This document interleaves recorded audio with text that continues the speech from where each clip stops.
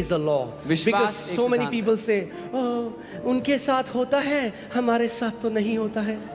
बहुत से लोग कहते हैं it happens for them but it doesn't happen for us. No, faith is the law. विश्वास एक सिद्धांत है. If we learn how to operate in that law, we will have the same results. अगर हमने उस सिद्धांत को इस्तेमाल करना सीख लिया तो वही परिणाम हमें भी मिलेंगे. Amen. And let us see how does this faith function. और देखते हैं ये विश्वास काम कैसे करता है. It's so simple. ये इतना आसान है. Say it's simple. बोलो आसान है. बोलो आसान है. Simple. इतना आसान है कि जिस छोटे बच्चा बोलना सीख गया वो भी फेथ में ऑपरेट कर सकता है. Even a small child who learns to speak can operate in faith. I'm telling you the truth. अगर एक छोटा बच्चा जो बोलना सीख गया वो भी विश्वास के नियम में कार्य कर सकता है. Even a small child who learns to speak can operate in the law of faith. Amen. In fact, छोटे बच्चे जल्दी करेंगे. Because kids believe quickly. Small kids will be able to do it faster क्योंकि वे जल्दी से विश्वास कर लेते हैं. All right. 2 Corinthians 4:13. And since we have the same spirit of faith, according to what is written, I believed and therefore I. इसीलिए कि हम में वही विश्वास का आत्मा है जिसके विषय में लिखा है कि मैंने विश्वास किया इसीलिए मैं बोला. We also believe and therefore speak. अतः हम भी विश्वास करते हैं इसीलिए बोलते हैं. मैंने विश्वास किया इसलिए I believe therefore I spoke. So for the law of faith to function, it needs these two components. विश्वास के सिद्धांत को काम करने के लिए ये दो बातें चाहिए. Believing मानना and speaking. और बोलना. Say believing. बोलो मानना. Speaking. बोलना. Just believing is not enough. केवल मानना काफी नहीं है. आप केवल अगर मानते तो आपको उद्धार भी नहीं मिलता क्योंकि बाइबल कहती है दिल से विश्वास करना और मुंह से अंगीकार करना कि यीशु प्रभु है और तब हमें उद्धार मिलता है. If you had only believed in your heart that Jesus is the Lord, you would not receive salvation because the Bible says, believe with your heart and confess with your mouth that Jesus is the Lord, and that's how you get saved. इतना आसान है. बोलो आसान है. It's so इतना simple. आसान है. It's so simple. इतना धर्म ने इतना कॉम्प्लिकेटेड बना दिया. Religion has made it so complicated. अपने दोनों हाथ ऐसे करो. बोलो बिलीविंग. मानना. स्पीकिंग. बोलना. बिलीविंग. मानना. स्पीकिंग. बोलना. सिंपल. सिंपल. आसान. अगर अभी भी मैं बंद कर दूं सर्मन तो सीख गए हो आप. Even if now I stop the sermon, you've learned. Amen. हंसो मत. बंद करने वाला हूं नहीं मैं अभी. Don't laugh. I'm not going to shut it here.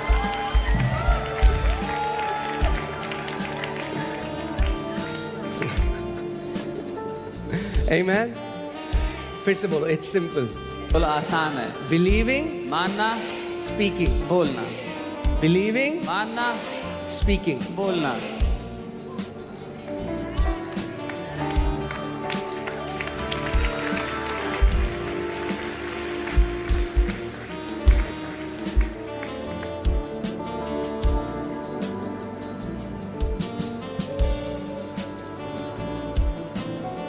The problem is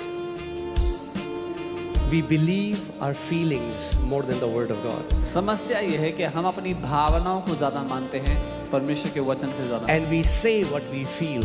और जो महसूस हो रहा है हम वो बोलते हैं. Do you know that a law can also work adversely against you? क्या आप जानते हैं कि एक सिद्धांत आपके खिलाफ भी काम कर सकता है आपके नुकसान पहुंचाने के लिए? मैंने आपको क्या बताया था? जो सिद्धांत परमेश्वर ने बनाए, गुरुत्वाकर्षण का लॉ किसने बनाया? Who made the principle of gravity? Come on, talk to me. किसने बनाया? परमेश्वर ने. God made it. एक बच्चा छत में खेल रहा है, Child पतंग उड़ा रहा है, playing उड़ाते on the उड़ाते roof पीछे गया. like a kite, went back and fell. The law doesn't care. सिद्धांत को परवाह नहीं है. The law is impersonal. सिद्धांत व्यक्ति विशेष के लिए नहीं है. So many people died when they fell from building बहुत से लोग गिरकर मर गए building. because of this law which was made for our benefit. उस नियम की वजह से जो हमारे भले के लिए बनाया गया. Are you guys with me? In the same way, ठीक वैसे ही when you believe your feelings and when you voice it out again and again, जब the आप- same law starts to operate and you get what you're saying. जब आप अपनी भावनाओं को मान बैठते हो और बार बार उनको बोलते रहते हो तो मानने और बोलने के द्वारा वही नियम आपके खिलाफ काम करता है. इसीलिए परमेश्वर का वचन कहता है in Proverbs 18:21, जीवन मृत्यु और जीवन मनुष्य की जीभ में है और जो वो बोलेगा वही वो उसके फल भी खाएगा. That's what the Bible says in Proverbs 18:21. Death and life are in the power of the tongue, and he who learns to use it will eat its fruit. I know you must be saying, man, how many times will you preach this message? मुझे पता आप कह रहे हो कि कितनी बार सिखाओगे ये वाला संदेश, जब तक यीशु मसीह वापस नहीं आ जाते. until Jesus comes back. Because we need to hear it again and again. Do you know where we stumble the most? क्योंकि It's हमें not in बार-बार our सुनने की action, होता है. it's in our words. हम कहाँ लड़खड़ाते हैं पता है? हमारे कामों में नहीं, हमारे शब्दों में. We stumble the most in our words. सबसे ज्यादा अपने शब्दों में हम लड़खड़ाते हैं. And the Bible says a godly person, a spiritual man is somebody who can learn to tame his tongue. और बाइबल कहती है कि ईश्वरीय व्यक्ति वो है जो अपनी जीभ पर लगाम लगाना सीख लेता है. Because if you can learn to control your tongue, the Bible says you can control your entire body. क्योंकि अगर अपनी जीभ पर आपने लगाम लगाना सीख लिया तो अपने पूरे शरीर को आप काबू में रख लोगे.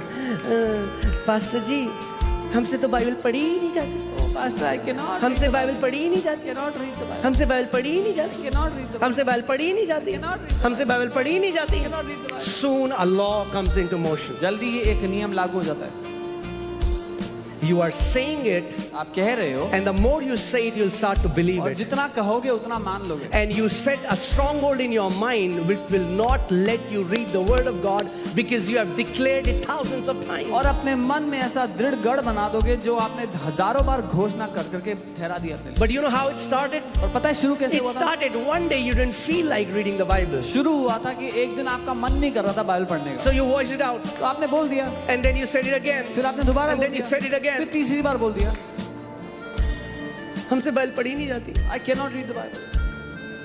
बोलना शुरू करो.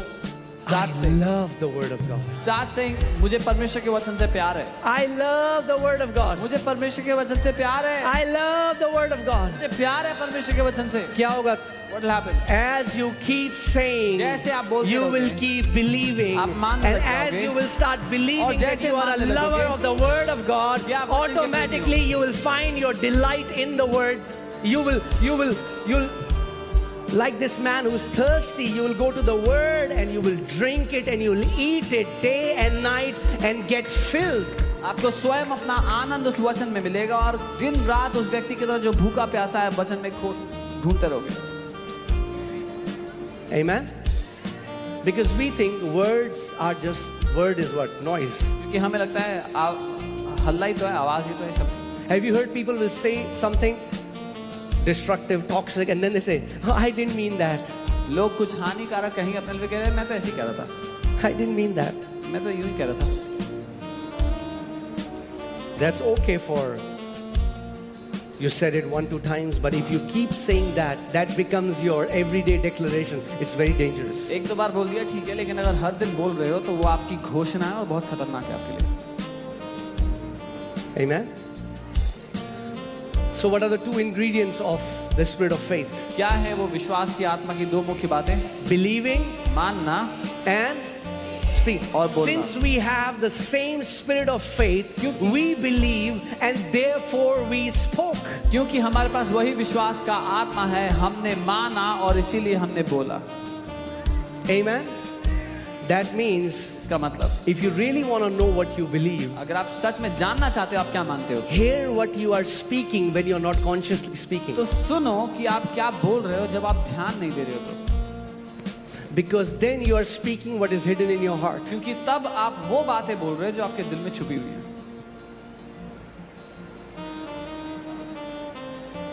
Amen? Are you guys with me? मेरे साथ हो. I'm telling you, you can learn to put this law into action, and you can be healed of every sickness. You can prosper. You can be in health. आप इस नियम का इस्तेमाल करके हर एक बीमारी से चंगे हो सकते हो, समृद्ध हो सकते हो. Amen? Okay.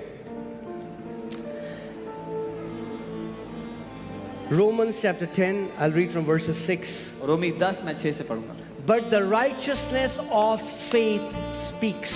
परंतु जो धार्मिकता विश्वास से है वो ये कहती है. The righteousness of faith speaks. विश्वास से जो धार्मिकता जो विश्वास से है वो बोलती है. Amen? Now, in Christ we have been given a new nature. मसीह में हमें एक नया नेचर दिया गया है. मसीह में हमें धार्मिकता परमेश्वर ने दे दी. God has given us righteousness. मगर बाइबल बता रही है ये धार्मिकता गूंगी नहीं है, ये धार्मिकता बोलती है. But the Bible tells us this righteousness is not mute, it speaks. Amen? The righteousness of faith speaks. विश्वास की धार्मिकता बोलती है. And it doesn't say like this. और वो ऐसे नहीं बोलती. Do not say in your heart, who will ascend into heaven? ये मत कहना कि कौन स्वर्ग में Who जाएगा will हमारे descend लिए, into abyss? कौन हमारे लिए अधलोक में जाएगा. What does it say? पर क्या कहती है? The word is near you. वचन तुम्हारे निकट है. The word is near you. वचन तेरे निकट है. Say the word is near me. बोलो वचन मेरे निकट है. Say the word is near me. वचन मेरे निकट है. Where does the righteousness of faith lead you? विश्वास की धार्मिकता कहाँ ले जाती है आपको? To the word. वचन की ओर. विश्वास की जो धार्मिकता है वो आपको वचन के ऊपर लेकर जाती है. The righteousness of faith, it takes you to the word. और वचन आपके नजदीक कब है? When is the word near you? जब वो आपके मुंह में है When it's in your mouth और फिर आपके हृदय में. and it's in your heart.